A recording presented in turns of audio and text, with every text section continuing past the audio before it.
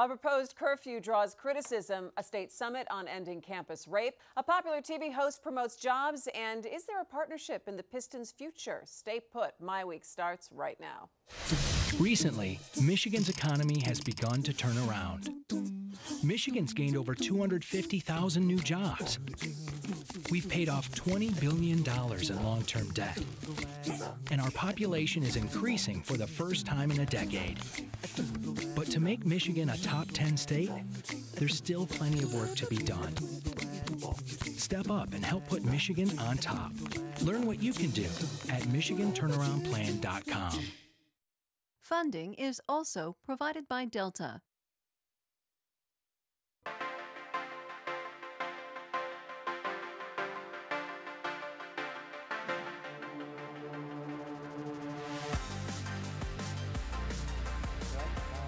Hey, good evening, and thanks so much for joining us for MiWeek. I'm Christy McDonald. Summer is almost here, yes. But one of the most anticipated family events in Detroit takes place in just a couple of weeks is the annual fireworks celebration. But there is controversy surrounding the curfew. Coming up, why expanding the curfew for kids beyond the fireworks is a concern for some parents and community groups. Plus a look at the alternate proposal being considered by City Council.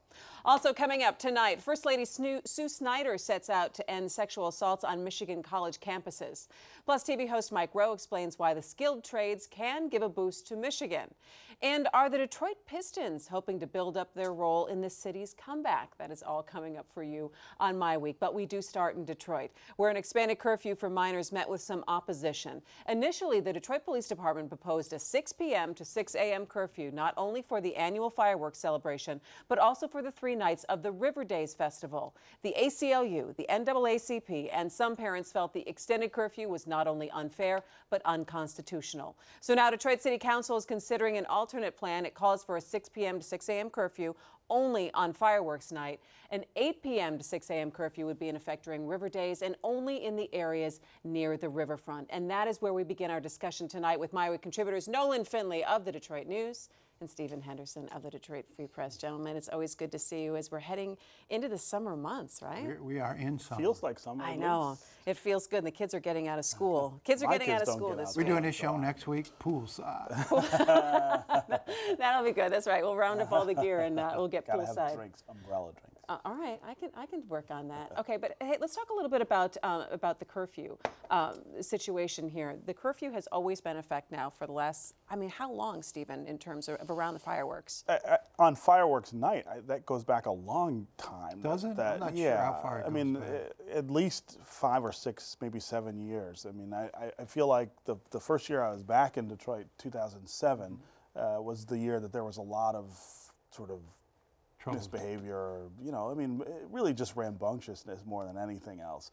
And I feel like it was the next year that they started the curfew, at least on fireworks night, just to make sure that didn't happen again.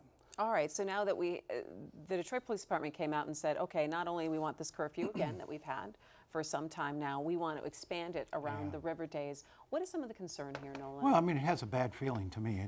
You can certainly enhance safety by building a wall around downtown and saying no kids, no teenagers can come downtown for these 4 days. But it has the feeling to me of, let's keep this downtown safe for the suburbanites, safe for the outsiders who are coming in. These are very exciting city events, and city children should be able to participate. Now, you have to balance that desire off against a very real concern that unsupervised teenagers, when they group up, do cause problems and can cause some serious problems. And I think the police went a little too heavy on we're going to do what we can to keep things safe, and not thinking about how we make this a very inclusive event. Let the city kids participate. I wrote this past Sunday that 2 years ago when they were rounding these kids up who were down there without parents. They're like 12, 13, 14-year-old kids, just got on a bus, came downtown to see the fireworks, and they were packing them in paddy wagons. The kids were scared, the kids were crying. Meanwhile, all these little white kids walking past them on their way to the river. The optics of that, the message it sent, I thought was just terrible. So is the difference of that because you saw the kids were by themselves versus kids with their parents? Oh, I think that's part of it, but I think it's also, I would like to back it up just a little and talk about how putting the onus of managing this issue on the police is part of the problem. That the inclusiveness issue in this region is not about fireworks night, and it's not about curfews. It is about the general feel of who belongs now in Detroit and who does not. And those are the things that we need to be talking about, not on fireworks night, but generally about how to change the tenor of what's happening in the city, and to put it all on the police department to say, well, you just can't do what you think you need to do on fireworks night is somewhat unfair, because if something does happen on fireworks night, guess who's going to get blamed? It'll be DPD for letting it happen or letting it get out of control, and it's a big crowd. I mean, if something does start to happen in the middle of that crowd, it's really hard to respond. But why not take a sort of a devil's night approach to this? I mean, when the city had that problem, I mean, it mobilized and found different answers to, it engaged the community. Yeah. Why not engage the community here? Why not all the community groups, churches, other organizations say, look, we know there are kids who don't have parents able or willing to get them downtown. We're going to have volunteers, we're going to have community groups, buses. We're going to bring these kids down, take responsibility for them, and let them enjoy the fireworks, so we don't have 200 kids end up at the police headquarters on that Monday night. Well, so who engages the community? And when you say the community, you said specifically church groups, but who starts the conversation? Well, and there you go. You don't need to, you don't need some formal effort. Anybody can raise their hand. Anyone can do and say, it. There's 10 kids in our church. Let's 3 of us get together and take them down. Or there's 5 kids on our block. You can join us. Well, and why can't you get some of the corporate community involved in that? Why isn't DDP, who manages downtown, 364 nights a year, other than the fireworks, why not get them out in the neighborhoods to engage? How do we get kids in the city downtown for the fireworks in a way that's safe for them and for for everybody else? I mean, there's not a lot of people coming down to the fireworks to start trouble. They're coming downtown to see the fireworks, and the assumption, I think, that gets made about black kids and black kids in groups is really dangerous, and again, is part of this larger inclusivity question that we have. We've got to start getting more comfortable with the idea that there's going to be a lot of people in downtown, in and around downtown. There's going to be black people, there's going to be white people, and we all got to sort of function together. Otherwise, this is not going to work. Now, one of the problems is, it is a late night event. Those fireworks wrap up 11:30, and you don't want kids of any color, 12, 13, 14-year-old, downtown unsupervised at that hour. But it's an easy, to me, it's an easy fix. If folks step up and say, these kids want to go to the fireworks just like any other kids. Let's make sure they get down there. Well, City Council has to take a look at their alternate plan sometime next week, and hopefully they'll be voting on that then. But I do want to bring up a point that you said. Well, it doesn't have to be organized by anyone. People from churches and community groups. So I do think you have to have a concerted effort that's got to come from somewhere. And where does that come? Does that come from the mayor's office? Does it come from the police department? Who steps up and says, you know what, I'm pointing on you, and I'm asking you, and I'm telling you that I need you to come and do this? I don't know. It's a question for the mayor to some extent, I think. What was the planning? What was the planning for this, right? It does seem like this curfew came out of nowhere at the last minute. They just said, oh, we're going to have a curfew for all of these nights. That's not the way to deal with it. Why not have started a couple months ago, trying to think about how to get kids in the city, downtown, and to participate in this stuff? I think it spins off something we haven't heard a whole lot about, but the growing concern about the Riverwalk and that riverfront. When the state took over Belle Isle, it pretty much ended the parties there. It gets people out at a certain hour. It cracks down on drinking and everything. The state has really sort of closed the environment on Belle Isle, and a lot of the folks who used to go to Belle Isle and party in the evening, what have you, hang out, are moving to the riverfront, and they've had some incidents. They've had to step up security and what have you, and I believe this grew out of concerns about that, and that's why they extended it to the 4 days. But this is, again, the biggest summer festival in Detroit, and you're going to tell Detroit kids, you're not really welcome. Part of it. Sure. Yeah. It's problematic, and you can't do that. We can't send that message, particularly at this time when we are having a conversation about again, who's being included and who's not. And again, I think you got to get back to what are some of the solutions to making downtown feel more inclusive? What are the solutions to making sure more people are participating? And you can't do it in the sort of heat of the moment when, you know, the fireworks date is barreling down on everybody, and DPD is rightly concerned that, look, they'll be blamed if something goes wrong. Yeah, but at the same time, I mean, you could also flood that riverfront with volunteers to keep eyes on kids. Yep. I mean, red t-shirted, green t-shirted, whatever. I mean, you could put a lot of people who aren't police on the river, Well, just like we do on Angels. And then there was a question, there was, what was that, last year or 2 years ago, about the need for, I mean, pretty much the entire department is necessary to patrol downtown. The entire downtown area on for the that night, fireworks. which, you know, is mostly to patrol people who are not Detroiters. Most of the people who are downtown are coming from other places. And so there was a question about, well, why shouldn't some of these other communities perhaps chip in to pay for that? I mean, the cost of the overtime that night, I think, is always an issue in the city. That went nowhere. But again, that's a bigger conversation about how we do things together around here that you got to have outside the context of emergency. Christine, the NAACP is sort of working this week to try to find alternatives to the curfew, or, you know, ways to sort of ease the impact of the curfew by engaging the community, by engaging volunteers. And, you know, we'll see. Maybe they get something started this year that can grow next. It would be good to see. All right, moving on. The state is confronting sexual violence on college campuses this week in Lansing. First Lady Sue Snyder hosted the first ever summit dedicated to ending campus rapes. And the state police announced $500,000 in grants to be awarded to colleges, universities, and community groups who develop education and prevention programs. This was very interesting to see. And when you read, and I know that both papers have done some in-depth articles on this, to read the fact that the lack of consistency in how sexual assault cases are handled across campuses in the state is really very interesting. I'm going to start with you on this, Nolan. Well, I mean, it's shocking that you can have a sexual assault on campus and and it's reported to the college, and the college says, well, do you want us to call the police, or do you want us to handle it? This is a serious crime.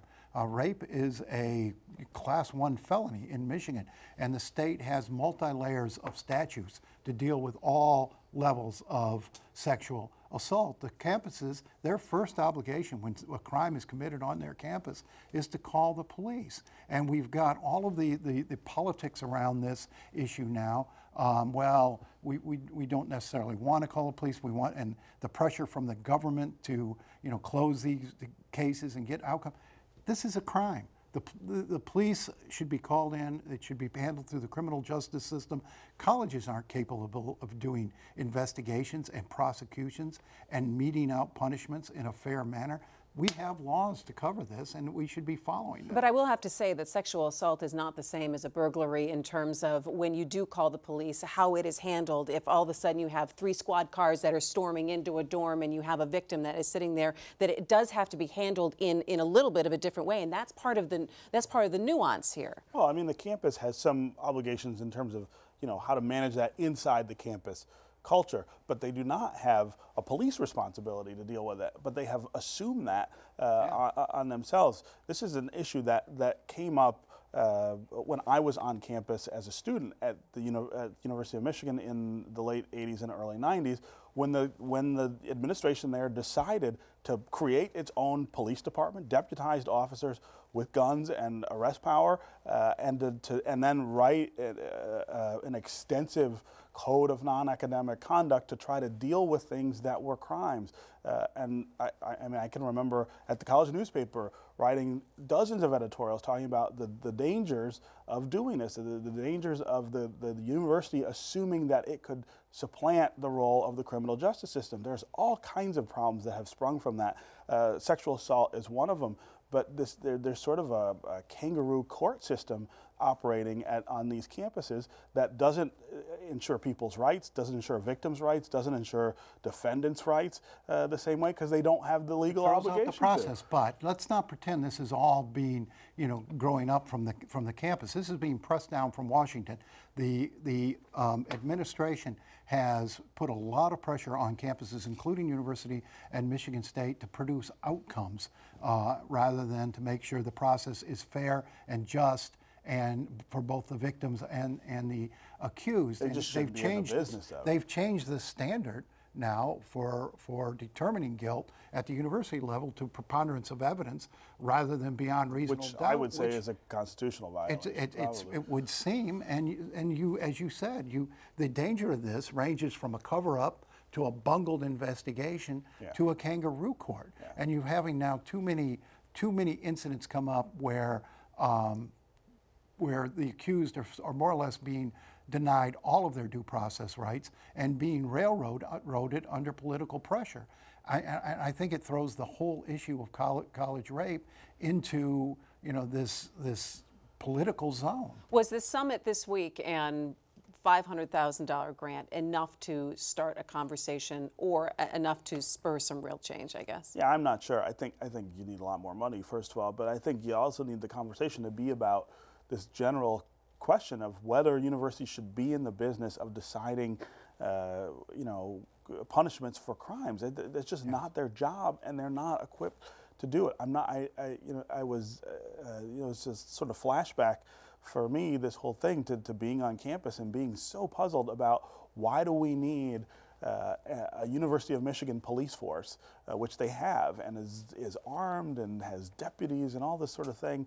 Why do you need that when you have Ann Arbor Police, Washington County Sheriff, State Police, who are all there able to deal with crime as it happens on the campus? And now the gender politics on campus too are coming into play. Very different. I mean, if you look at these incidents, very many of them involve alcohol, involve binge drinking, and yet when you bring up those issues and say we really need to start tackling underage drinking on campuses, then it's like, oh gosh, you're blaming the victim. No, you're just trying to do some common sense preventative measures, and these kids coming in from high school and starting college as 18, 19-year-olds should understand the dangers of alcohol, both boys and girls, and the colleges have been way too reluctant to get involved in that area. All right, well, we'll see what happens from here. Turning now to the recent Mackinac Policy Conference, where the state announced a partnership with TV personality Mike Rowe.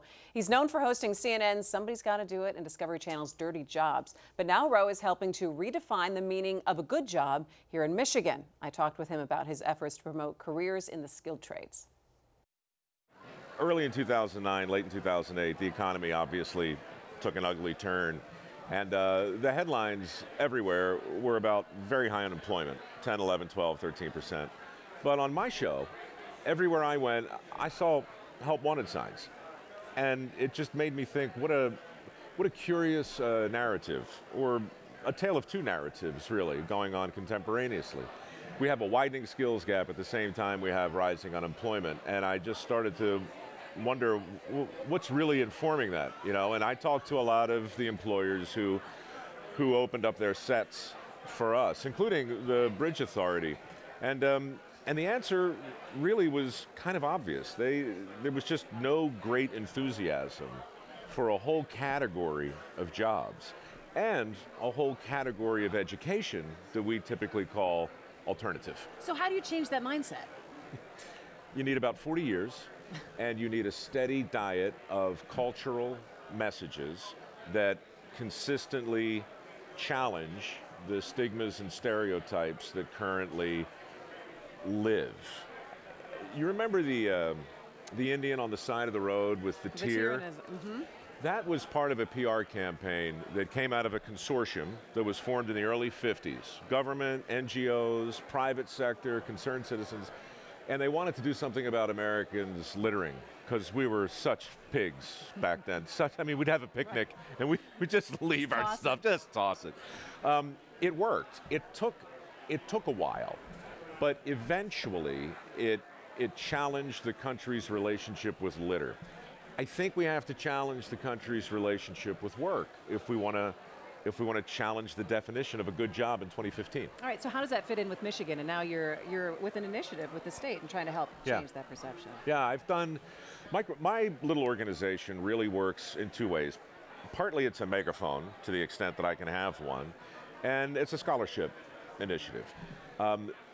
But the programs we've worked with before that have worked have been in Alabama, Georgia, Idaho, and the skills gap is a little different in every state. Here in Michigan, though, it's just so perfectly positioned. And by perfect, I don't mean good. I just mean that you've got all of the elements that come into play. First of all, you're kind of in the middle of the country, and you're a famous manufacturing hub. There's a big conversation about wage, which is always going to exist, but there's also now a conversation about age. And these are the numbers that I find are most horrifying. If you look and see 60% of skilled tradesmen well north of 50 and look at who's coming in to replace them, You don't have they the ain't there. numbers. No. It just doesn't add up. And yes, you got to have a conversation about money. I get it. But the big conversation is about willingness to do the jobs and an enthusiasm for it. If that's not there, the bottom falls out. Our thanks to Mike Rowe, great guy.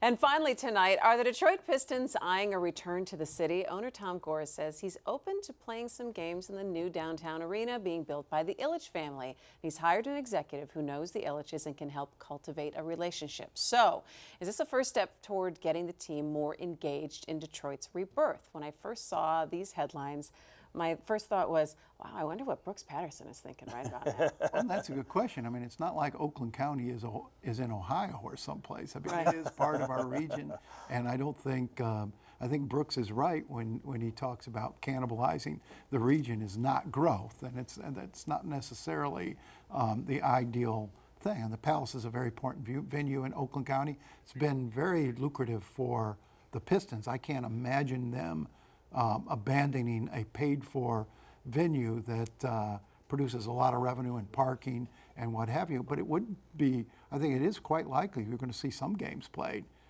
in downtown Detroit once the new arena is built. I think it'd be a good idea to have a couple games down there. Well, I mean, a long-term move, though, is another Nobody thing worried altogether. about cannibalizing local economy when the Pistons moved from Cobo all the way out to Pontiac. I mean, Brooks has been making his bones on cannibalizing business out of Detroit for, some time. What's good for the goose, that's the way that works. It's a never-ending day. But, I mean, this is also not just about basketball. It's about the entertainment, the Palace Sports and Entertainment group or whatever it's called. The dates that they do there out in Auburn Hills, they think they could make more, I think, if they had those dates downtown. Eventually, I think that's what we will see is that whole operation moving closer to the city's core. That's what Gores was saying. We could make more money if we were closer to where people Yeah, it's all about the money. I mean, for I him, too. wonder, because he's got the tie-in with the music theater. You wouldn't out there, lose outdoor the music theater, and you got all that parking revenue that goes right into No, I the understand. Palace's pocket. I think it would be. But the Palace would still do that. I don't think they're going to abandon the Palace for major events. All right, last word on this, Stephen. I think within the next 5 to 10 years, the Pistons are back downtown. Ooh, all right, hang on, I'm writing that down, and I'm going to fold this up, put it in a box, and then open it up in 10 years from now. If I'm not still alive, Oh, no, you've been threatening that for a long time. All right. get a message to me. And that is going to do it for MiWeek. We're glad that you joined us. We'd like to hear what you think about the show. Find us on Facebook and Twitter. Plus, head to MiWeek.org right now for a conversation that you won't see on TV. I'm Christy McDonald. Have a great night. We will see you next time. Take care.